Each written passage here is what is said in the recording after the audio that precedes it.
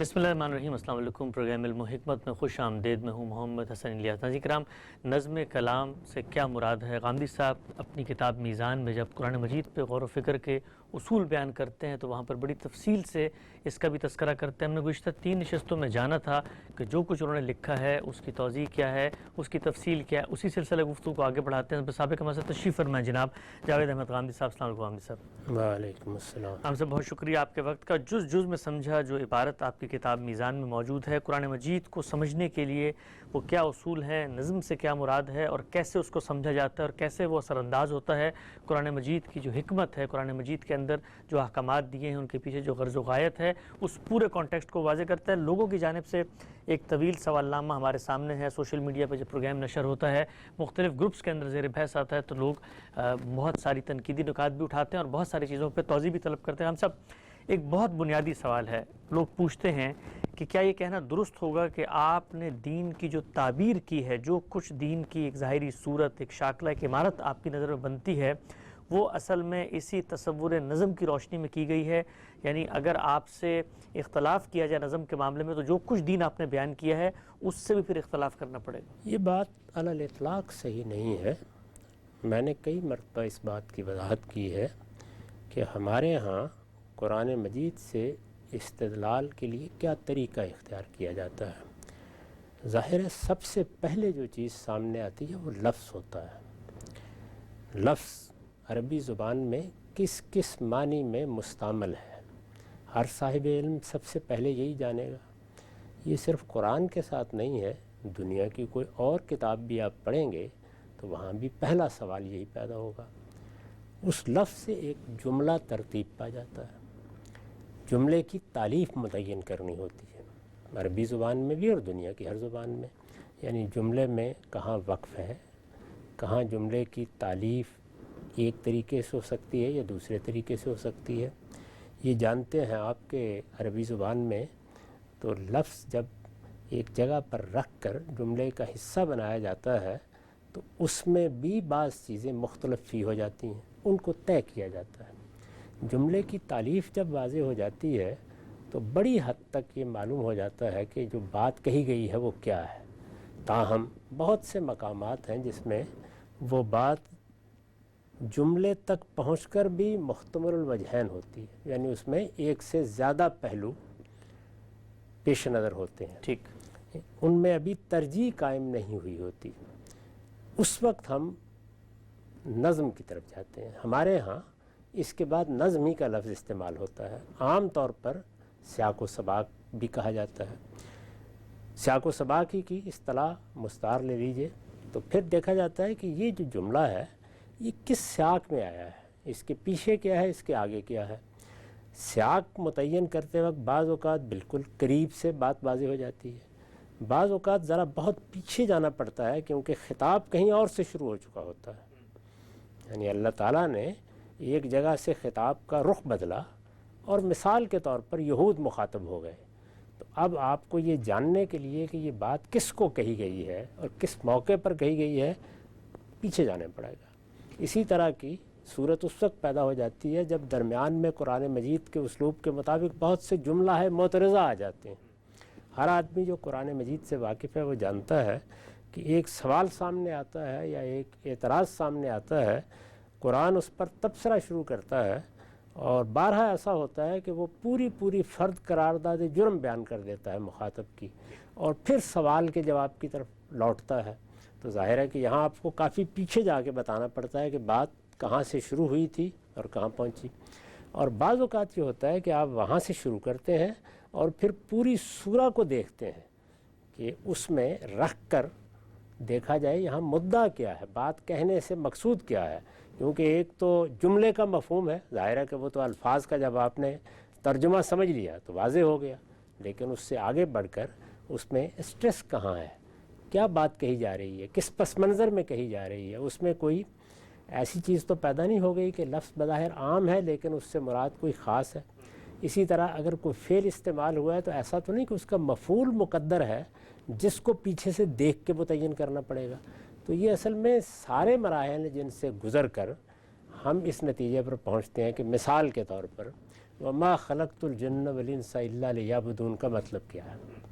آیت تو سورہ ذاریات کے آخر میں ہے، لیکن یہ کہ اس کا مدعا کیا ہے، یہ بات کیا کہی؟ کیا یہ شرک کی تردید ہے؟ یعنی دیکھیے یہاں میں صرف سمجھانے کے لیے عرض کر رہا ہوں، کیا جملے میں یہ بات کہی گئی ہے کہ ہم نے جنوں اور انسانوں کو اپنی عبادت کے لیے پیدا کیا، کسی دوسرے کی عبادت کے لیے پیدا نہیں کیا؟ ٹھیک، تو ظاہر ہے کہ یہ تردید شرک کا جملہ بن جائے گا۔ اور دوسری صورت یہ ہے کہ آپ یہ کہتے ہیں کہ نہیں، جملے میں جو اصل ہدف ہے وہ انسان کی تخلیق کے مقصد کو بیان کرنا ہے، اور وہ یہ ہے کہ ہم نے انسان کو پیدا کیا ہے تو اپنے بندے کی حیثیت سے پیدا کیا کہ بندگی کا حق ادا کرے۔ یہ جملے کا اسٹریس ہے۔ اس میں الا لیعبدون کے معنی ہم نے لغت سے معلوم کر لیے، یا عربی زبان سے ہم واقف تھے، ہمیں معلوم ہو گئے۔ اس پہ اگر 2-3 احتمالات سے تو جملے کے معاملے میں طے کر دیے، لیکن جملے میں کس چیز پر اسٹریس ہے؟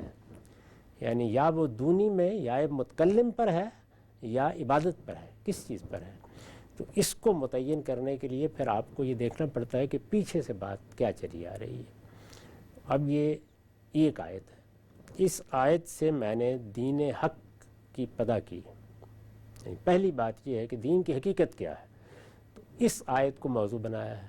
تو اب آپ یہ تو کہہ سکتے ہیں کہ میں نے آیت سے استدلال کیا ہے، لیکن پہلے آیت کا ایک مدعا متعین ہوگا تو استدلال کیا جائے گا نا۔ ہر جگہ آیت ہی سے استدلال ہوگا، لیکن آیت میں بات کیا کہی گئی ہے، اس میں کس چیز پر زور دیا گیا ہے، جملے کی ساخت کس نوعیت کی ہے، اس کو کئی مرتبہ ہم نے سادہ مثالوں سے سمجھانے کی کوشش کی ہے کہ ہم عام زبان میں بھی جب بات کرتے ہیں تو اس وقت بھی یہ متعین کرنا ہوتا ہے کہ اصل میں کہنا کیا پیش نظر ہے۔ دیکھیے نا، ہم کہتے ہیں کہ میرے پاس 2 کتابیں ہیں، میرے پاس 2 کتابیں ہیں، دونوں میں بڑا فرق واقع ہو جائے گا۔ یعنی ایک میں یہ ہے کہ کتابیں 2 ہیں، اور دوسری یہ چیز ہے کہ میرے پاس جو چیز موجود ہے وہ اصل میں 2 کتابیں ہیں۔ تو اس طرح آپ جملے کو بول کس طرح رہ رہے ہیں، وہ کس محل میں ہے، یہ ہم بول کر بتا رہے ہوتے ہیں۔ قرآن مجید میں یا کسی کتاب میں یا کسی کلام میں آپ کو اس کے سیاق سے اس کو متعین کرنا ہوتا ہے۔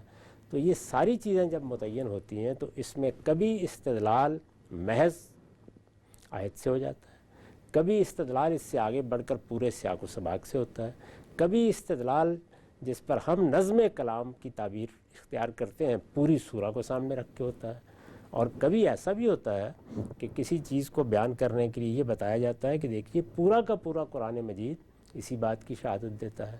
تو یہ ساری چیزیں اس ترتیب سے سامنے آتی ہیں۔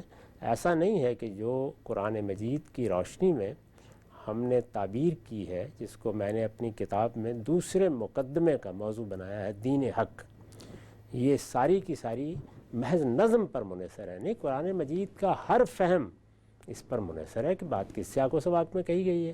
تو جب لفظ نظم سیاق و سباق سے یعنی قریب میں جو موجود ہوتا ہے اس سے لے کر پورے قرآن پر بولا جائے گا تو کہیں کوئی چیز آخری رائے قائم کرنے کا باعث بنے گی، کہیں کوئی چیز بنے گی، اس کا استدلال بیان کر دیا جائے گا۔ ایک نقطہ واضح ہو گیا ہم سب کہ جس وقت آپ دین کے کسی معاملے میں استدلال کرتے ہیں اور وہ قرآن پر مبنی ہے، تو اب قرآن پر مبنی ہے تو آیت زیر بحث آئے گی، آیت ہے تو لفظ ہے، اس کی تالیف ہے، کمپوزیشن کیا ہے، اور اس کے کانٹیکسٹ کیا ہے۔ تو اگر اس کانٹیکسٹ کے باب میں لیتے ہیں تو شاید ہی کوئی آیت ہو جس کو آپ کانٹیکسٹ سے نکال کر سمجھیں تو اس کا پورا مدعا کمیونیکیٹ ہو جائے، کیونکہ ہر آیت کسی نہ کسی پس منظر میں ہے، اس کا کوئی نہ کوئی سٹریس ہے۔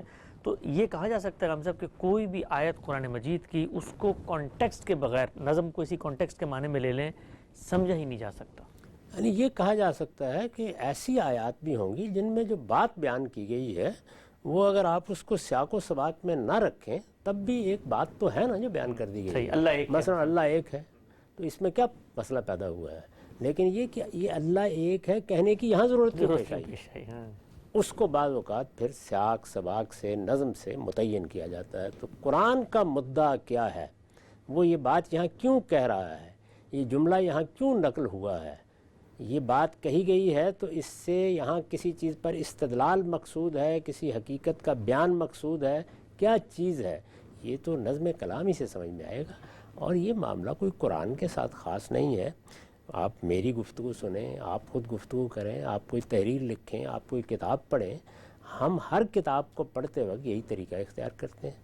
یعنی بائبل کو پڑھیں گے اس وقت بھی، شیکسپیئر کو پڑھیں گے اس وقت بھی، اقبال کو پڑھیں گے اس وقت بھی، ہم مولانا سید ابو اللہ صاحب مودودی کی کوئی تحریر دیکھ رہے ہیں اس وقت بھی، انہی مراحل سے گزر کر وہ بات سمجھ میں آئے گی، الا یہ کہ ہمیں یہ بتایا جائے کہ یہ کتاب اس طرح ترتیب دی گئی ہے کہ اس میں مفرد جملے ہیں ان کو جمع کر دیا گیا ہے، جیسے کہ اقوال زرری کی کتابیں ہوتی ہیں۔ قرآن مجید بالبداہت واضح ہے کہ اس طرح کی کتاب نہیں۔ ہم یہ دیکھتے ہیں کہ جس معاملے میں آپ کی ایک منفرد شناخت سامنے آتی ہے وہ قانون اتمام حجت ہے، اس کا اطلاق دین کے کچھ عملی چیزوں پر بھی ہوا، تقاضوں پر بھی ہوا، مثلا جہاد و قتال کے باب میں اس قانون کی روشنی میں دیکھتے ہیں تو جو مروجہ سوچ ہے اس کے اندر کچھ تھوڑی سی تبدیلی آپ کے نظر آتی ہے۔ اب یہ اتنا اہم دریافت ہے قانون اتمام حجت، اور یہ اس کی بنیاد پر پورے دین کی جو اطلاقات تھے، عملی پریکٹسز تھیں اللہ تعالیٰ نے جو دیے تھے پیغمبر کو، اس کی ایک نئی توجیہ ہوتی ہے۔ تو یہ قانون کیا بغیر نظم قرآن کے تصور کے سمجھا گیا، یا آپ خود بیان کرتے ہیں کہ بہت ساری آیتیں ان کو آپ نکالیں، اللہ تعالیٰ کہہ رہے ہیں اٹھو اور جا کے مار دو، لیکن جب آپ اس کو نظم کی رعایت سے پڑھتے ہیں، اس کے سیاق و سباق میں دیکھتے ہیں تو مفہوم بالکل مختلف ہے، رسول سے متعلق چیز ہے۔ تو کوئی قانون قرآن مجید سے کمپریہنسو قانون نظم کے بغیر دریافت کیا جا سکتا؟ جی، اگر تو کسی موقع کے اوپر کوئی سادہ سی چیز بیان کرنی ہے، مثال کے طور پر یہ کہ کسی عورت کی اگر ملاقات نہیں ہوئی اپنے شوہر سے تو اس پر عدت کی ذمہ داری نہیں ہے، تو ظاہر ہے کہ یہ آپ سورہ احزاب کی آیت پڑھیں گے تو انہی لفظوں میں بیان ہوا ہے، اتنی بات تو واضح ہو جائے گی۔ لیکن اگر کسی چیز کو قرآن مجید مختلف پہلوؤں سے زیر بحث لا رہا ہے تو اس میں اس پورے قانون کی تعیین کے لیے پورا قرآن بھی دیکھنا پڑے گا۔ اگر اس کا ایک جز یہاں بیان ہوا ہے، دوسرا جز کسی دوسری جگہ بیان ہوا ہے، تیسرا جز کسی تیسری جگہ بیان ہوا ہے، تو سب جگہوں کو جمع کریں گے، اس کے بعد ہی اس قانون کی کوئی صورت بنے گی۔ پھر جہاں جہاں وہ بیان ہوا ہوگا اس میں اگر وہی چیز دیکھنے کی ضرورت پڑ گئی کہ جملے کا اسٹریس کیا ہے، اگر اس میں یہ کہا گیا ہے، مثال کے طور پر عرض کر رہا ہوں کہ وَلِكُلِّ أُمَّةٍ الرَّسُولُ فَإِذَا جَاءَ رَسُولُهُمْ قُضِيَ بَيْنَهُمْ بِالْقِسْطِ وَهُمْ لَا يُظْلَمُونَ، ہر امت کے لیے ایک رسول ہے، جب ان کا رسول آ جاتا ہے تو ان کا فیصلہ کر دیا جاتا ہے۔ اس فیصلے کا تعلق دنیا سے ہے، آخرت سے ہے، تو اس کو سیاق و سباق سے متعین کیا جائے گا۔ تو اس لیے ہر آیت اپنی جگہ پر ایک مدعا بیان کر رہی ہوتی ہے، جیسے ہمارے جملے بیان کر رہے ہوتے ہیں۔ یعنی میرا کوئی ایک جملہ بھی اگر آپ اٹھا لیں گے، میری کسی تحریر سے اٹھا لیں گے، کسی بڑے مصنف کی تحریر سے اٹھا لیں گے، تو جملے کا ایک مطلب ہے، لیکن وہ جملہ وہاں کس سیاق میں لکھا گیا ہے، یا جملہ کچھ سوالات پیدا کرتا ہے تو اس کا جواب کیا ہے، یا وہ وہاں پر اگر محتمل الوجہ ہو گیا ہے، اس میں 2-3 پہلو سامنے آ رہے ہیں، تو کسی ایک کو متعین کیسے کیا جائے گا؟ تو اس میں ہر جگہ آپ کو سیاق و سباق کی طرف جانا پڑے گا۔ یہ اتنی سادہ بات ہے کہ ہم روز اس کا مشاہدہ اپنی تحریروں میں کر رہے ہوتے ہیں، اور جب دوسروں کی تحریریں پڑھ رہے ہوتے ہیں تو اس وقت بھی کر رہے ہوتے ہیں۔ تو میری سمجھ میں نہیں آتا کہ اس میں اصل مشکل کیا ہے جس سے یہ سارے سوالات پیدا ہو رہے ہیں۔ نقطہ واضح ہوا۔ اچھا ہم صاحب، آپ نے فرمایا جملہ پڑھیں، تو اس میں بھی بسا اوقات تو ہم یہ دیکھتے ہیں کہ خود جملہ جو ہے اگر اس کی تحلیل صحیح نہ کی جائے تو جملے کے اندر جو ہدایت ہے وہ بھی سمجھ میں نہیں آتی۔ بڑی مشہور مثال ہمارے عام طور پہ کہتی جی، بادشاہ نے اپنے ایک جنرل کو کہا، لکھ کر بھیجا کہ بھائی روکو مت جانے دو کسی کے بارے میں۔ اب اس کو اس طرح پڑھیں کہ روکو مت جانے دو، لیکن اگر اس کو اس طرح پڑھ لیں کہ روکو مت جانے دو، تو پہلی ہدایت میں اجازت دی جا رہی جانے کی، دوسری میں روکا جا رہا ہے۔ تو خود جملے کو بھی اگر اسی پروسیس سے نہ گزرا ہے تو جملہ بھی منفرد سمجھ نہیں آتا۔ اور یہ بات مثال کے طور پر یہ جملہ لکھا ہوا ہے، تو آپ کیسے طے کریں گے کہ اس میں کہاں وقف ہے، روکو پر ہے یا مت پر ہے؟ یہ طے کرنا ہوگا نا۔ یہ طے ہوگا سیاق و سباق سے، یعنی وہاں کیا بات پیچھے سے چلی آ رہی ہے۔ ہر مصنف جب لکھتا ہے تو وہ قرائن اپنے کلام میں پیدا کرتا چلا جاتا ہے، جس سے اس کے ایک ایک جملے کا مدعا واضح ہو جائے اور اس کا صحیح ابلاغ ہو جائے۔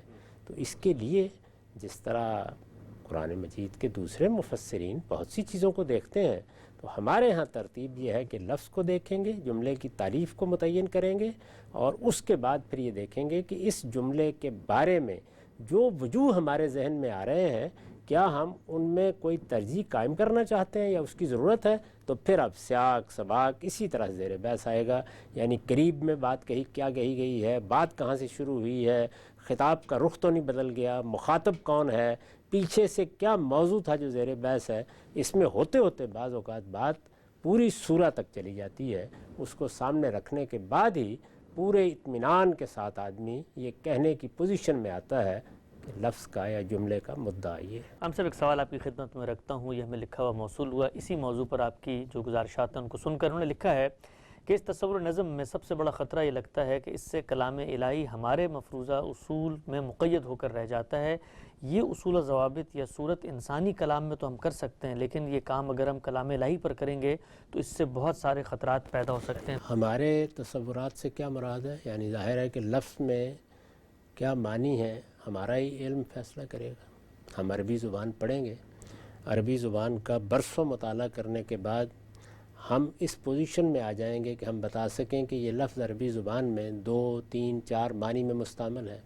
اس کے ساتھ کوئی صلہ استعمال ہوا ہے جس کو آپ پروپوزیشن کہتے ہیں، اس سے مفہوم میں کیا تبدیلی آتی ہے، اس کا مفعول اگر اس کے ساتھ آ جائے تو اس سے کیا تغیرات پیدا ہوتے ہیں، اس میں فاعل اگر تبدیل ہو جائے تو پھر کیا ہوتا ہے، وہ شے سے متعلق ہو تو کیا معنی دیتا ہے، وہ فرد سے متعلق ہو تو پھر کیا معنی دیتا ہے، وہ کسی امر کو بیان کرے تو پھر کیا معنی دیتا ہے۔ جو آدمی بھی عربی زبان سے واقف ہے یہ معلوم ہے نا کہ ان سب مراحل سے گزر کر کہیں لفظ کے معنی کے بارے میں معلومات مکمل ہوتی ہیں۔ ٹھیک، تو اس میں بھی ظاہر ہے ہمارا ہی علم ہے۔ اس کے بعد جملہ، تو ہم نے عربی زبان پڑھی، اب یہ حال ہے، یہ مفعول لہو ہے، یہ تمیز ہے، یہاں جملے میں یہ مبتدا ہے، یہ خبر ہے، یہاں خبر حذف ہو گئی ہے یا مبتدا حذف ہو گیا ہے، یہاں شرط ہے، یہ جواب شرط یہاں آیا ہے نہیں آیا ہے، ان میں شرط و جزا کا تعلق پیدا ہوا ہے یا نہیں پیدا ہوا ہے، یہ ساری باتیں کون طے کرے گا؟ ہم ہی طے کریں گے۔ اس کے بعد سیاق و سباق، سیاق و سباق میں جو کچھ سیاق و سباق کو وجود پذیر ہونا ہو تو اللہ تعالیٰ نے کر دیا۔ انہوں نے خود ایک کلام ارشاد فرمایا، ایک سورہ میں اس کو ترتیب دے دیا، ہمارے سامنے آ گیا۔ ٹھیک، اب اس کو سمجھنے کا عمل وہ بھی اسی طریقے سے ہوگا۔ تو اس میں کس جگہ انسان داخل نہیں ہوا؟ یعنی میں تو لفظ کے فہم میں بھی داخل ہو گیا، جملے کی تالیف میں بھی داخل ہو گیا، ہر جگہ میرا علم ہے جس کی بنیاد پر میں رائے قائم کروں گا، آپ کا علم ہے، آپ اس کی بنیاد پر رائے قائم کریں گے۔ اگر میں نے کوئی غلطی کی ہے کسی جگہ تو اس طرح کا تبصرہ کرنے کی کیا ضرورت ہے؟ سامنے آئیے اور آپ بتا دیجئے کہ اس میں یہاں لفظ کی رعایت ملحوظ نہیں رکھی گئی، یہاں پر جملے کی تعریف ٹھیک طے نہیں کی گئی، یہاں سیاق و سباق کو متعین کرنے میں غلطی ہوئی ہے۔ علمی طریقہ کسی چیز پر تنقید کا یہ ہوتا ہے۔ ٹھیک، یعنی وہ جو خطرے کی طرف نشاندہی فرما رہے ہیں، وہ خطرہ تو میرا ایک آیت کا ترجمہ کرنے سے بھی پیدا ہو سکتا ہے۔ پہلے ہی مرحلے پر ہو جائے گا، پہلے ہی مرحلے پر ہو جائے گا۔ یعنی ایک شخص مثال کے طور پر استقصاء نہیں کر سکا تمام معنی کا، وہ بھی غلطی کر سکتا ہے، یہ روز ہوتا ہے۔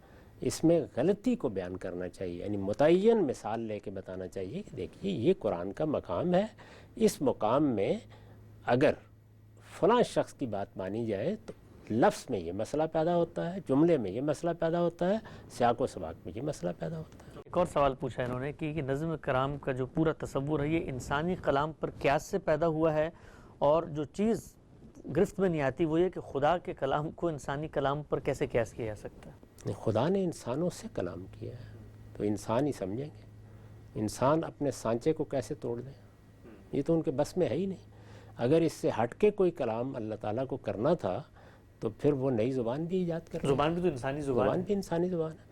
میں نے اس لیے مثال دی کہ وہی عربی زبان ہے، وہ بہرحال ہم کو اسی طرح سے سیکھنی سمجھنی ہوتی ہے جس طرح سے زبانیں سمجھی جاتی ہیں، سیکھی جاتی ہیں۔ وہ کون آدمی ہے جو اس دنیا میں یہ بتا سکتا ہے کہ عربی زبان کا فہم جو کچھ بھی اس کو حاصل ہے وہ آسمان سے الہام ہوا ہے؟ اس نے اساتذہ سے عربی زبان پڑھی ہوگی، اس نے عربی زبان کے ماہرین کی چیزیں دیکھی ہوں گی، اس نے جو کچھ علم پچھلی 14-15 صدیوں میں پہنچا ہے اس کا مطالعہ کیا ہوگا، اس کی بنیاد پر اس کے تصورات بھی بنتے ہیں، آراء بھی بنتی ہیں، زبان کیسے کام کرتی ہے، لفظ کس طرح سے استعمال کیے جاتے ہیں، یہ سب کچھ ہم انسان کر رہے ہوتے ہیں۔ تو اس میں اللہ تعالیٰ کا کلام ہونے کے بعد اب کیا کوئی جناتی زبان ہے جس میں کلام کیا گیا ہے؟ کوئی لاہوتی زبان آسمان سے آئی ہے جس میں کلام کیا گیا ہے؟ قرآن اصرار کرتا ہے کہ اے پیغمبر یہ آپ کی زبان میں ہے، بے لسان عربی مبین ہے۔ یہ ساری باتیں کیوں کہی گئی ہیں؟ کہ جو زبان آپ جانتے ہیں، جس طرح آپ لوگ بات کرتے ہیں، اس میں وہی اسالیب، وہی جملے، اسی طرح کے طریقے اختیار کیے گئے تاکہ وہ ہمارے لیے مانوس ہو۔ تو ہم انسانوں نے اللہ کا کلام سمجھنا ہے، ہم اپنے سانچے کو توڑ کیسے سکتے ہیں اور یہ سانچہ توڑ کے ملائے اعلیٰ کا سانچہ کیسے بنا سکتے ہیں؟ یہ تو خود تکلیف مالا یطاق ہے، اور اللہ تعالیٰ نے اعلان کر رکھا ہوا ہے کہ لا یکلف اللہ نفسا الا وسعہا۔ ٹھیک، اگر ہم سے ایک اور چیز ذہن میں آئی ابھی زبان کا معنی، مفہوم، مدعا وہ تو بات کی بات ہے، ہم تو خود عربی زبان ادا کیسے کی جائے گی یہ جاننے کے لیے اہل عرب کا لہجہ خود انسانوں سے سیکھ رہے ہوتے ہیں۔ ایسے ہی بالکل وہ بھی منتقل ہو رہا ہے، یعنی مخارج یہ ہیں، حرف یہاں سے ادا کیا جاتا ہے، یہ سب کچھ بھی ایسے ہی سیکھا جاتا ہے۔ تو اس میں کون سی چیز ہے کہ جس میں براہ راست جبریل امین سے ملاقات کر کے کوئی بات کہی جا سکتی ہے؟ بالکل لفظ سے لے کے جملے تک اور جملے سے لے کے سیاق تک انسانی فہم ہی ہے فیصلہ کر رہا ہے، اس فہم کی تنقید ہوتی رہتی ہے۔ میں نے غلطی کی ہے، کوئی دوسرا صاحب علم بتا دے گا، اس نے غلطی کی ہے، کوئی تیسرا صاحب علم بتا دے گا، تو یہ تنقید کا عمل ہوتا رہتا ہے اور اس کے نتیجے میں غلطیوں کی بھی اصلاح ہوتی رہتی ہے۔ یہ سوال ہے کہ تصور نظم میں جو بات مولانا فراہی فرماتے ہیں، کیا یہ وہی بات نہیں ہے جو ابن عربی بھی کہتے ہیں کہ یہ جو کلام ہے اس کے حقائق اور دقائق نہایت گہرائی میں ہیں، عام علماء اس تک نہیں پہنچ سکتے؟ کیا وجہ ہے کہ پھر اس طرح کی بات کرنے والوں پر باطنیت کا ایک دھبا لگ جاتا ہے، حالانکہ وہ بھی تو یہی بات کر رہے ہیں کہ یہ کلام اتنا سادہ نہیں ہے بلکہ اس کے اندر بڑی عمیق اور بڑی گہرائی ہے، اور وہ گہرائی کو ہمیں سمجھنا پڑے گا؟ اور مولانا فراہی بھی کہہ رہے ہیں اس طرح آیت کو مت اٹھا لو بلکہ پوری پس منظر میں اس کو دیکھو۔ کوئی کلام بھی سادہ ایسا نہیں ہوتا، یعنی قرآن مجید تو اللہ کا کلام ہے، اس کے اندر بہت کچھ چیزیں ایسی ہوتی ہیں جن میں آپ کو تدبر کرنا ہوتا ہے، غور کرنا ہوتا ہے۔ پھر یہ کہ ایک بات بیان کی جاتی ہے، اس میں کس کس چیز کی طرف اشارہ ہو گیا ہے، کون کون سی چیزیں اس کی دلالت سے واضح ہو رہی ہیں، اس میں کیا عقلی تقاضے پیدا ہو گئے ہیں، یہ ساری باتیں سمجھتے ہیں۔ تو امام فرائی جب یہ بات کہتے ہیں تو وہ بھی یہی بتانا چاہتے ہیں کہ یہ کوئی ایسا سادہ کلام نہیں ہے کہ آپ جس طرح ناول پڑھ رہے ہیں، تذکیر کے لیے اگر پڑھنا ہے، یعنی یاد دہانی حاصل کرنے کے لیے، تو نہایت آسان کتاب ہے۔ اٹھائیے، کوئی ترجمہ پڑھ لیجئے، وہ اپنا مدعا بھی بیان کر دے گی، یعنی یہ بات کہ اللہ ایک ہے، یہ بات کہ ایک دن اس کی بارگاہ میں پیش ہونا ہے، یہ بات کہ اس کے لیے یہ چیزیں ضروری ہیں، یہ سب باتیں تو قرآن مجید میں اس سادگی کے ساتھ بیان ہوئی ہیں کہ شاید ہی دنیا کی کسی کتاب میں بیان ہوئی ہیں، اور اتنے مختلف طریقوں سے بیان ہوئی ہیں کہ اگر ایک جگہ بات سمجھ میں نہیں آئی تو دوسری جگہ سمجھ میں آ جائے گی۔ تاہم جب آپ اس کے اندر اترتے ہیں ایک عالم اور ایک ماہر کی حیثیت سے، تو پھر اس میں بہت تدبر کرنا پڑتا ہے، لیکن اس تدبر کا طریقہ کیا ہے؟ یعنی اس میں لفظ ہی کے دروازے سے داخل ہونا ہوگا، اس میں اسی طرح جملے کے اندر اترنا ہوگا، اسی طرح سیاق و سباق سے استدلال کرنا ہوگا۔ تو جو کچھ بھی کیا جائے گا وہ اسی طرح کیا جائے گا، اور اس میں کسی موقع پر بھی جو علم و عقل کے مسلمات ہیں زبان اور کلام کے بارے میں، ان کو نظر انداز نہیں کیا جا سکتا۔ وہ جب نظر انداز ہوں گے اس پر فوراً گرفت ہوگی۔ ان کو نظر انداز کر کے کوئی باطنی مفہوم اگر لوگ اخذ کریں تو وہ باطنیت ہے، یعنی جس میں استدلال یہ نہیں ہوتا کہ لفظ کے معنی یہ ہیں، جملے کی تالیف یہ ہے، سیاق و سباق یہ ہے۔ وہاں یہ ہوتا ہے کہ آدمی اپنے ذوق سے یا اپنے تخیل سے ایک رائے قائم کرتا ہے، اور پھر لفظوں کو وہ بات پہنا دیتا ہے، ایک اپنا پیرہن تیار کر کے پہنا دیتا ہے کہ لفظ بھی گویا ایک نئے جامے کو اختیار کر لیتے ہیں۔ تو یہ ہے جس کو باطنیت کہا جاتا ہے۔ ٹھیک ہے، نقطہ واضح ہو کے آگے بڑھاتے ہیں۔ اچھا ہم سے ہمارے یہاں بڑی واضح تقسیم ہے دو چیزوں کی، ایک کو کہا جاتا ہے قطعی ہے، ایبسولوٹ ہے، کوئی اس کے اندر ابہام نہیں ہے، کوئی احتمال نہیں ہوتا نقیص کا۔ ایک چیز ہے جس کو ظنی کہا جاتا ہے، ہمارے یہاں خود یہ کہا جاتا ہے کہ جی حدیث کا پورا ذخیرہ جو ہے ظنی ہے، کیونکہ انسانوں نے اس کو منتقل کیا، اور انسان جب کوئی کام کرتے ہیں تو اس میں اس چیز کا احتمال ہوتا ہے کہ وہ جس ذریعے علم سے آئی ہے وہ صحیح بھی ہو سکتی ہے، غلط بھی ہو سکتی ہے۔ تو یہ جو نظم کا تصور ہے اس کو کہاں پلیس کریں گے ان دونوں چیزوں میں؟ کیا یہ قطعی تصور ہوتا ہے یا یہ ظنی تصور ہوتا ہے؟ نظم تو اللہ تعالیٰ کا ترتیب دیا ہوا ہے نا۔ نظم سے مراد یہ ہے کہ اللہ تعالیٰ نے جو بات کہی ہے وہ کہاں کہی ہے، کس سیاق میں کہی ہے، کہاں سے شروع ہوئی ہے، کہاں ختم ہوئی ہے۔ تو یہ تو اللہ تعالیٰ کا بیان کردہ ہے، اس لیے وہ تو بالکل قطعی ہے۔ نظم، قرآن مجید کا نظم، جس طرح اس کا لفظ قطعی طور پر منتقل ہو گیا ہے، اسی طرح اس کا نظم بھی قطعی طور پر منتقل ہو گیا ہے۔ یعنی لفظ کو بھی کسی شخص نے سامنے رکھ کر اس کا مدعا آگے منتقل نہیں کیا، لفظی کو منتقل کیا ہے۔ ٹھیک ہے، جملے کو بھی اس نے نہیں بنایا بلکہ وہ اللہ ہی کا جملہ ہے جو اسی طرح جبریل نے اتارا اور آگے نقل ہو گیا ہے۔ اور وہ جملہ کس موقع پر بولا گیا، کس ترتیب سے بولا گیا، کس سورہ میں ہے، وہ اس سورہ کو کہاں رکھا گیا، یہ سب کام بھی اللہ تعالیٰ نے کیے ہیں۔ تو اس لیے قرآن کا لفظ، قرآن کے جملے اور قرآن کا نظم سب بالکل قطعی ہے۔ اب فہم ہے، میرا فہم، وہ لفظ کا بھی غلط ہو سکتا ہے، تو جملے کا بھی غلط ہو سکتا ہے، وہ نظم کا بھی غلط ہو سکتا ہے۔ تو یہ فہم کی بحث ہے، فہم ظنی یا قطعی نہیں ہوتا، وہ غلط یا صحیح ہوتا ہے۔ جب میں کوئی غلطی کرتا ہوں تو آپ اس کی اصلاح کر دیتے ہیں. کوئی چیز اگر اپنی ذات میں محتمل الوجوہ ہے، یعنی اس میں 2 3 4 امکانات پیدا ہو گئے ہیں اور ان تک رسائی نہیں ہو سکتی، یعنی آپ کسی طرح سے بھی یہ طے نہیں کر سکتے، ذرائع ختم ہو گئے ہیں، جیسے حدیث ہے. تو حدیث میں کیا ہوا ہے، یعنی اب ہمارے پاس کوئی ذریعہ نہیں ہے جاننے کا کہ رسالت میں آپ صلی اللہ علیہ وسلم نے فی الواقع کیا بات کہی تھی. احتمالات پیدا ہو گئے ہیں. یہ بات آپ ہی نے فرمائی ہو، یہ بات انہی لفظوں میں فرمائی تھی، یہ بات ان لفظوں میں فرمائی تھی، آدمی نے اس کو پورا روایت کر دیا ہے، سننے میں کوئی غلطی کی ہے یا نہیں کی، اس نے جو بات سنی تھی لفظوں میں روایت کی ہے یا اس کا مدعا سمجھ کے روایت کر دی ہے. اس نے مدعا سمجھ کے روایت کیا تھا، آگے والے نے پھر کیا کیا ہے، اس کے الفاظ روایت کیے ہیں یا خود مدعا سمجھ کے روایت کر دیے. اتنے احتمالات پیدا ہو گئے، ان میں سے قرآن میں ایک بھی نہیں ہے. تو اس وجہ سے جب ایک بھی نہیں ہے تو وہ قطعی ثبوت بھی ہے اور قطعی دلالہ بھی ہے.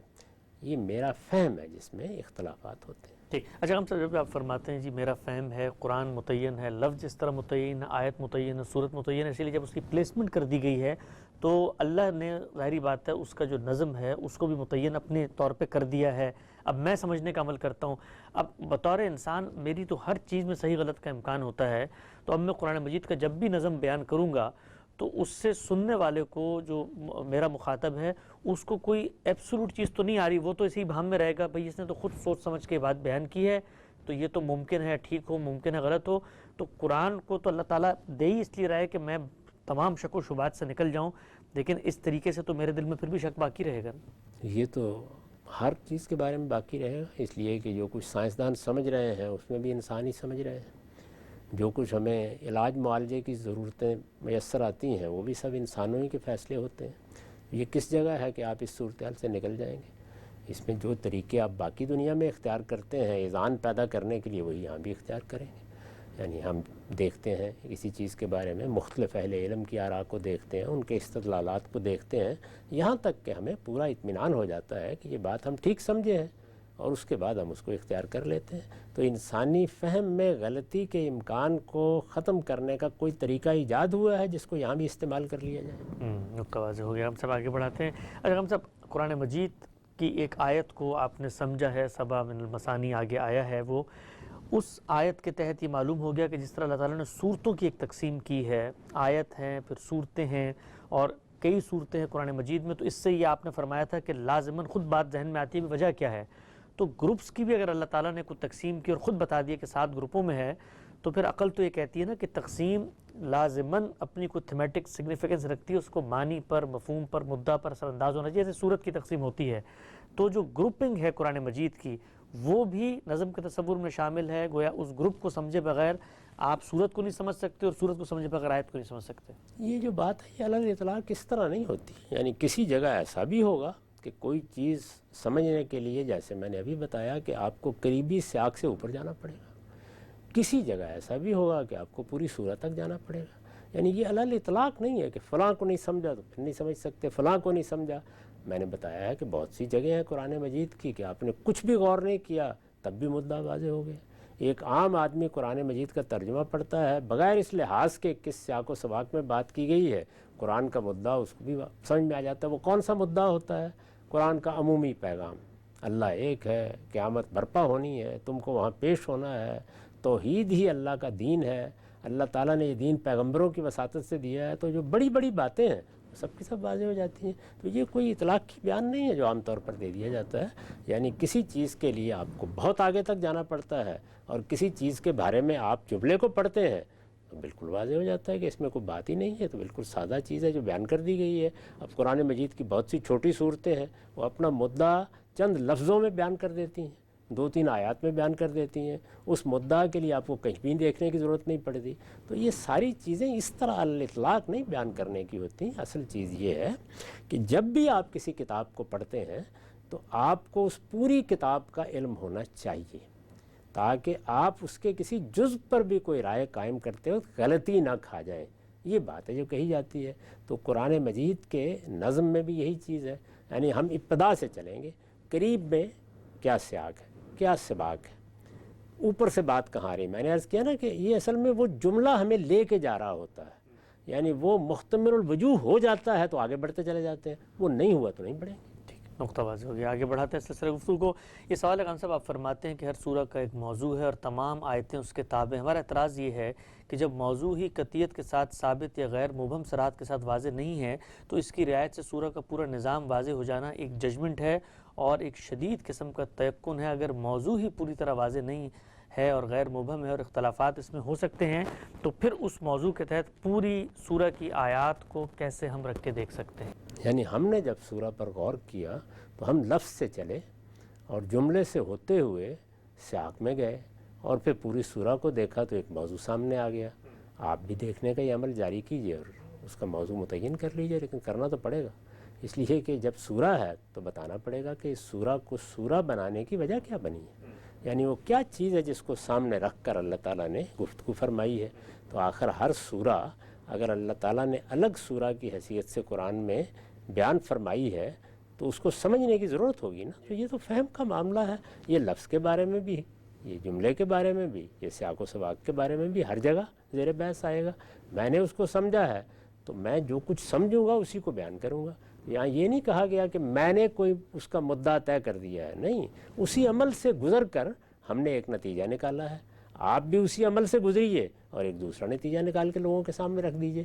یہی معاملہ تمام مفسرین کر رہے ہیں، یعنی ہمارے ہاں جو تفسیر کی کتابیں لکھی جا رہی ہیں تو اس میں سب لوگوں کا اتفاق ہو گیا، لوگ بیان کر رہے ہیں، کوئی پس منظر کے بارے میں اختلاف کر رہا ہے، کوئی کسی شان نزول کی روایت کو قبول کر رہا ہے، کوئی اس کو رد کر رہا ہے، کوئی اس پر کسی فقہی نقطہ نظر سے کلام کر رہا ہے، کوئی اس پر کسی کلامی نقطہ نظر سے کلام کر رہا ہے، سب کچھ ہو رہا ہے، وہ اپنے اپنے استدلال کے ساتھ بات بیان کر رہے ہیں۔ تو ہر آدمی جب کسی کتاب کو پڑھتا ہے تو لفظوں کے بارے میں بھی اس کے علم کی بنیاد پر یا اس کی ممارست کی بنیاد پر اس کا ایک رجحان بنتا ہے، اسی طرح جملوں کی تعریف کے بارے میں بھی اس کا ایک ذوق وجود میں آتا ہے کہ یہ کس طرح کا جملہ بنتا ہے اس کتاب میں، اور یہی صورتحال کسی کتاب کے سیاق سباق میں بھی ہوتی ہے۔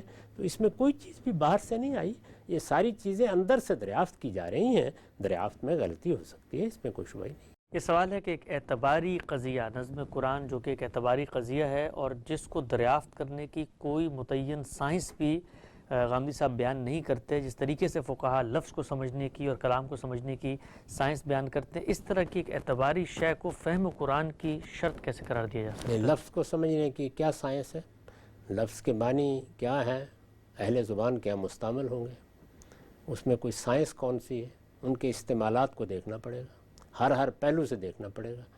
یعنی بارہا ایسا ہوگا کہ لفظ کے بننے کا عمل بالکل اور طریقے سے ہوا اور اہل زبان اس کو کسی اور معنی میں بول رہے ہیں، بارہا ایسے ہوگا کہ لفظ اپنی حقیقت کے لحاظ سے ایک ہوگا لیکن اس کا مجازی استعمال عام ہو گیا ہوگا۔ اس پر امام شاطبی نے بڑی عمدہ بحث کر کے یہ بتایا ہے کہ لفظ میں تو اصل چیز ہے ہی یہی کہ آپ نے اس کو دیکھنا ہے کہ وہ کس معنی میں مستعمل ہے۔ یعنی جب قرآن نازل ہو رہا تھا یا اقبال لکھ رہے تھے یا غالب شاعری کر رہے تھے تو فلاں لفظ کس مفہوم میں بولا جاتا تھا۔ جب آپ اس کو طے کریں گے تو طے کرتے وقت ایک ہی چیز پیش نظر ہوتی ہے اور وہ نطق ہے، کوئی اصول فقہ کی منطق پیش نظر نہیں ہوتی۔ یعنی اہل زبان اس لفظ کو کس معنی میں بولتے ہیں، جملے کی تعریف ظاہر ہے کہ اہل زبان ہی کے یہاں سے لی جائے گی نا، یعنی وہ مفعول سے کیا مراد لیتے ہیں، وہ فاعل سے کیا مراد لیتے ہیں، ان کے ہاں تمیز کس مفہوم کے لیے آتی ہے، جملے کی فلاں ساخت جب ہو تو اس سے ان کے ہاں کیا مدعا ہوتا ہے، تو وہاں بھی وہی زیر بحث ہوتا ہے۔ وہ کون سی جگہ ہے کہ جہاں آپ کوئی سائنس لے کے کلام کے اندر آ جاتے ہیں، کوئی جگہ بھی نہیں، بلکہ سائنس لے کے آئیں گے تو آپ منطق کا غلبہ پیدا کر دیں گے اور اس کے نتیجے میں نطق کی ندرتوں سے محروم ہو جائیں گے۔ کسی کلام کو اپریشیٹ کرنے کے لیے تو آپ کو پوری وسعت سے داخل ہونا پڑتا ہے، یعنی کلام کے جتنے اجزاء ہیں، خواہ وہ لفظ کی صورت میں ہے، خواہ وہ جملے کی صورت میں ہے، خواہ وہ سیاق کی صورت میں ہے، آپ ان کو جیسے کہ وہ ہیں اسی طرح سامنے رکھ کر جو فطری طریقہ ہے اس کے مطابق آگے بڑھتے ہیں، اور پھر آپ کا ذوق فیصلہ کرتا چلا جاتا ہے۔ اس میں آپ کے علم کی قلت غلطیوں کا باعث بن جاتی ہے، آپ کے تدبر کی قلت غلطیوں کا باعث بن جاتی ہے، آپ کے ذوق میں اگر کوئی خرابی ہے تو وہ غلطیوں کا باعث بن جاتی ہے، آپ نے اگر ممارست بہم نہیں پہنچائی تو اس کے نتیجے میں بعض اوقات غلط آراء قائم کر لیتے ہیں۔ یہ سارے معاملات دنیا میں ہر جگہ ہوتے ہیں، ان کی اصلاح کا طریقہ کیا ہوتا ہے؟ اس طرح کی تنقیدیں اصلاح کا طریقہ یہ ہوتا ہے کہ آپ اسی مقام کو لیجئے اور علمی استدلال کے ساتھ اس غلطی کو واضح کر دیجئے. وہ غلطی واضح ہو جائے گی، دوسرا آدمی اپنی اصلاح کر لے. اچھا ہم صاحب یہ بتائیے گا، یہ عام طور پہ کہ ہم پیدا بھی ہوتا ہے وہ یہ کہ دنیا کا ہر فن، ہر علم، اس کو سمجھنے کے کچھ پروٹوکولز ہیں. مثلا میں ڈاکٹر بننا چاہتا ہوں تو مجھے 4 سال بتایا جائے گا بھئی یہ آپ نے مثلا نشتر کیسے پکڑنا ہے، اعضاء کے اندر کیا کس طریقے سے کنیکٹڈ ہوتے ہیں، اس کے خصائص کیا ہیں. ہمارا جو روایتی علم ہے وہ کلام کے بارے میں تو یہ بتا رہا ہوتا ہے کہ بھئی یہ ایک عبارت آپ کے سامنے قرآن کی آئی ہے تو اس میں یہ اشارۃ النص ہے، یہ اقتضاء النص ہے، دلالۃ النص ہے، یہ جو ہے وہ بنیادی چیز پہ طور پہ نص میں بیان ہو گئی ہے. تو اب مثال کے طور پہ ایک طالب علم آپ کے پاس آتا ہے اور وہ کہتا ہے جی میں قرآن مجید کو نظم کی رعایت سے سمجھنا چاہتا ہوں، اس پر غور و فکر کرنا چاہتا ہوں، تو میں اس کو کیا بتاؤں گا کہ بھئی یہ نظم دریافت کیسے ہوتا ہے، اس کے ٹولز کیا ہیں اور کیا پیرامیٹرز ہیں، پروٹوکولز ہیں. پروٹوکولز تو آپ کو ہر میدان میں طے کرنے پڑتے ہیں. جی ہاں، اس میں کیا شک ہے. لیکن اگر آپ پورے علم میں بتا سکیں مجھے کہ سیاق و سباق کو سمجھنے کا کیا طریقہ ہوتا ہے، کوئی فقہا نے اصول فقہ میں مرتب کیا ہے، اس کو تو سب مانتے ہیں نا. ہاں مانتے سب ہیں. تو اس کا کوئی طریقہ بتا دیں مجھے کہاں سے شروع ہو رہے ہیں سیاق و سباق کے کانٹیکسٹ یہ ہے کہ یہ تو ہمیشہ غور و فکر اور تدبر کی چیز ہوتی ہے. بہت اہم بات ہے. یعنی میں جملے کی تعریف کے بارے میں نحو کا علم ترتیب دے دوں گا، میں لفظ کے بارے میں لغت کا علم ترتیب دے دوں گا، لیکن کلام پر تدبر کرنے کا عمل یہ کس طریقے سے ترتیب پا سکتا ہے؟ اس میں تو معالم ہوں گے. یعنی جس آدمی نے بھی تدبر کیا ہے وہ یہ بتائے گا اس پر اس پہلو سے غور کریں، فلاں جگہ سے غور کریں، خطاب کو اس طریقے سے متعین کریں. وہ سب چیزیں اگر آپ پڑھنا چاہیں تو امام فرائی نے دلائل النظام میں، تکمیل فی اصول التاویل میں، اسالیب القرآن میں جگہ جگہ بیان کر دی ہیں. ان سے آدمی ایک ذوق پیدا کرتا ہے، پھر اس کلام میں داخل ہوتا ہے. تو مجھے ذرا بتا دیں کہ جو کچھ آپ پڑھتے ہیں، آپ قرآن مجید تو خیر اللہ کا کلام ہے، جو روزانہ چیزیں پڑھتے ہیں اس میں آپ زبان سیکھ لیتے ہیں، اس میں آپ لفظوں کے معنی کہاں سے تلاش کرنے ہیں لغت دیکھ لیتے ہیں، آپ اس میں نحو قواعد ان چیزوں کے لیے بھی کتابیں پڑھ لیتے ہیں. سیاق و سباق کیا ہے، اس کے لیے کیا طریقے بتائے گئے ہیں آپ؟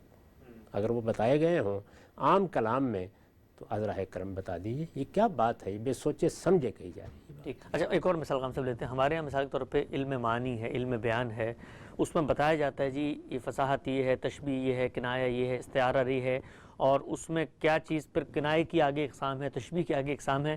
تو خود کلام کو سمجھنے کے لیے مثلا مجھ سے آپ پوچھیں گے اگر کسی کلام میں بھئی یہاں پہ تشبیہ ہے، کس نوعیت کی تشبیہ ہے، تو ایک علم کی تاریخ، ایک سائنس تو ڈیولپ ہو گئی ہے. ہمارے سامنے تشبیہ کی 10 قسمیں موجود ہیں، تو ہم ان میں سے جائیں گے اور جا کے تلاش کر کے اس کی مماثلت دیکھ کے بتا دیں گے.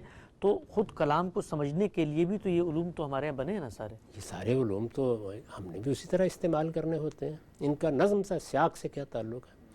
یعنی ایک تشبیہ ہے تو تشبیہ تو لفظ کی بحث ہے نا، جملے کی بحث ہے کہ اس میں تشبیہ دی گئی ہے، یہ استعارہ ہے، یہ مجاز مرسل ہے، یہ کنایہ ہے. یہ ساری چیزیں تو وہیں موجود ہوتی ہیں. سیاق و سباق کے بارے میں بتائیے نا مجھے، کون سا علم و فن ہے جو آپ نے پڑھا ہے اور وہ وجود میں آ گیا ہوا ہے اس سے پہلے، اس میں تدبر کے سوا کوئی راستہ نہیں ہوتا. اسی لیے میں نے یہ عرض کیا تھا اور اس سے پہلے بھی توجہ دلائی تھی کہ جلیل القدر اہل علم نے سیاق و سباق کی بنیاد پر جو رائے قائم کی ہے وہ انہوں نے اپنی کتابوں میں ثبت کر دی ہے. ہم جس کو نظم کہتے ہیں اس کے لحاظ سے ہم نے تفسیریں لکھ دی، ترجمہ کر دیا ہے. کوئی آدمی اس کو اٹھا کر جا کر دیکھ لے. وہ اب دکھانے کی چیز بن چکا ہوا ہے. اس کو اس پہ کوئی اعتراض ہے، اس میں کوئی غلطی محسوس کرتا ہے، علمی طریقے سے واضح کرتے. تو اس کے لیے کون سا فن ہے جو اس سے پہلے وجود میں آیا ہے؟ اگر وہ آیا ہو تو مجھے ذرا اس سے متعارف کرا دیجئے کہ سیاق و سباق کی تعیین کا یہ طریقہ ہوتا ہے، اس میں یہ فن ایجاد کیا گیا ہے. آئیے ہم آپ کو بتاتے ہیں. آپ بھی اسی طرح اگر وہ کوئی فن موجود ہوگا تو اس کو ہم بھی اسی طرح استعمال کر رہے ہوں گے، تو اس کو پڑھ لیجئے جا کے، ہمارے پاس آنے کی ضرورت نہیں. خب تواضع ہو گیا. ہم سب آخری سوال آج کی نشست کا. کہا ہی جاتا ہے کہ یہ بات تو چلے سمجھ میں آتی ہے، قابل قبول بھی ہے، امت کے اہل علم علماء بھی اس کو کسی درجے میں ایڈجسٹ کر لیتے ہیں، مان لیتے ہیں کہ جی آیتیں نہیں ہیں بلکہ سورہ ہے، اور پھر اس کے بعد قرآن مجید کو ایک توقیفی ترتیب سے پیش کیا گیا ہے تو نظم تو ہے. لیکن جب آپ نظم کلام پر اصرار کر رہے ہوتے ہیں تو اس سے مراد قرآن مجید کا نظم نہیں ہوتا، بلکہ آپ کا اپنا ایک تصور نظم ہے قرآن کے نظم کے بارے میں جس پہ اصرار کر رہے ہوتے ہیں، نہ کہ قرآن مجید کے نظم پہ اصرار کر رہے ہوتے ہیں. نہیں، میں تو جب آیت کو سمجھ رہا ہوں اور اس میں میں نے ایک لفظ کے معنی کا انتخاب کیا، وہ بھی میرا انتخاب ہے. میں نے جملے کی تعلیف بیان کی ہے، وہ بھی میرا انتخاب ہے. یہ سارا کام ہر مفسر ایسے ہی کر رہا ہے. زمخشری کر رہا ہے تو اس کا انتخاب ہے، راضی کر رہے ہیں تو اس کا انتخاب ہے. کیا بات ہے؟ یہ بات کہتے وقت کیا دماغ میں اور زبان میں کوئی رابطہ قائم ہوا ہے باہمی طور پر؟ ہر جگہ ایک مصنف، ایک مفکر، ایک مفسر انتخاب کر رہا ہوتا ہے. یعنی علم موجود ہے، وہ انتخاب ہی کرے گا نا اس میں سے کہ میرے خیال کے مطابق یہ لفظ اس معنی میں استعمال ہوا ہے۔ میں جب یہ پڑھتا ہوں کہ قرآن مجید میں لفظ عین آیا ہے تو مجھے معلوم ہے اس کے دو معنی عام معروف ہے، یعنی اس کا مطلب چشمہ بھی ہو سکتا ہے، آنکھ بھی ہو سکتا ہے۔ یہ میں نے انتخاب کیا ہے کہ یہاں وہ چشمے کے معنی میں ہے، میں نے انتخاب کیا ہے کہ یہاں آنکھ کے معنی میں ہے، اور کون ہے جو مجھے آ کے بتاتا ہے؟ تو جیسے وہ انتخاب میں کر رہا ہوں اسی طریقے سے آپ اسباب کو متعین کر رہا ہوں۔ ٹھیک، نقطہ واضح ہو گیا۔ لیکن ہم صاحب آپ جب انتخاب کر رہے ہیں تو اس سے آپ کا ایک پورا نظام فکر، نظام استدلال، دین کا ایک شاکلہ، خود احکام کے اطلاقات میں اختلاف، وہ سب کچھ بھی تو بن رہا ہے نا؟ یہ باقی لوگ جب کر رہے ہیں تو ان کے یہاں بھی بن رہا ہے۔ ظاہر ہے انہوں نے بھی، کسی نے فقہ حنفی ترتیب دے دی، کسی نے شافعی ترتیب دے دی، علم کلام کے مختلف مدارس وجود میں آ گئے، یہ اشاعرہ ہیں، یہ ماتریدیہ ہیں، یہ معتزلہ ہیں۔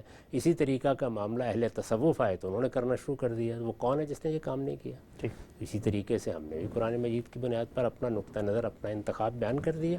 آپ اس کو جانچیے، پرکھیے، جہاں اس میں غلطی ہے بیان کر دی۔ نظم کلام کے بارے میں غامدی صاحب کے تصورات اور اس پر پیش کی جانے والے جو کچھ اطلاقی، تنقیدی، توضیحی نوعیت کے اعتراضات ہمارے سامنے آتے ہیں، طالبانہ طور پہ غامدی صاحب سے جاننے سلسلہ گفتگو کی چوتھی نشست، وقت یہاں پہ ختم ہوتا ہے۔ دوبارہ حاضر خدمت ہوں گے، اب تک آپ کے بہت شکریہ۔